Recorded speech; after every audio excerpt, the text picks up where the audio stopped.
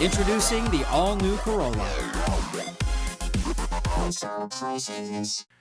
What you were asking for? Airport and port police representatives appeared but acknowledged they weren't yet prepared to respond to the draft SEIS. Guam Police Chief Fred Bordallo wasn't able to make it because he had to attend a funeral of a former GPD officer. Others bowed out as well, with the notable exception of Dennis Santo Tomas, Executive Director of the Police Officers Standards and Training Commission. I'm trying to work with all these different agencies and departments to help them because they're all kind of in the same dire straits of needing more people. Have any of them mentioned to you a number or a number of personnel that they might be needing in anticipation of this realignment?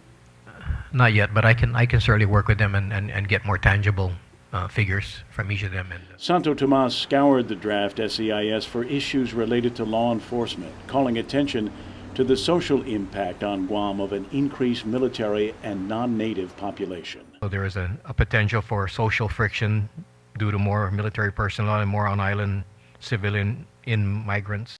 Santo Tomas also called attention to the inclusion in the draft SEIS of the Supremacy Clause, which applies when federal and local laws conflict and federal law is deemed supreme.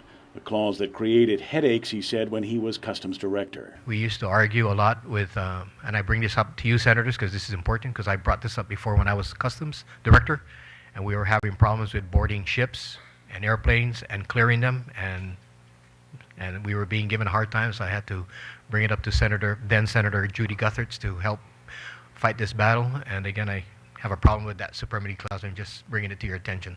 And Santo Tomas expressed some concern about key GovGuam law enforcement agencies not mentioned in the draft. But in the territories, they do not. In the territories, U.S. ICE is only responsible for immigration, but they don't do all the other jobs that U.S. ICE does in the 50 contiguous states.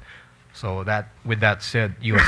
Guam Customs and Quarantine needs to be identified in this appendix and how they're going to work with our Guam Customs.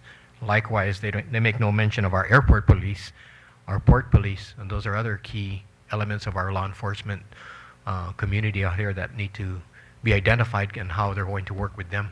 The Vice Speaker's office said additional roundtables on the impact of the now downsized buildup will be called at later dates to hear from those who couldn't make it today. But I'm hoping everybody is as well prepared as you are and can assist us in the preparation, because then it not only help the administration with its responses, but I think it has provided all of us here some very good insight into some of the concerns that those of you have in public safety.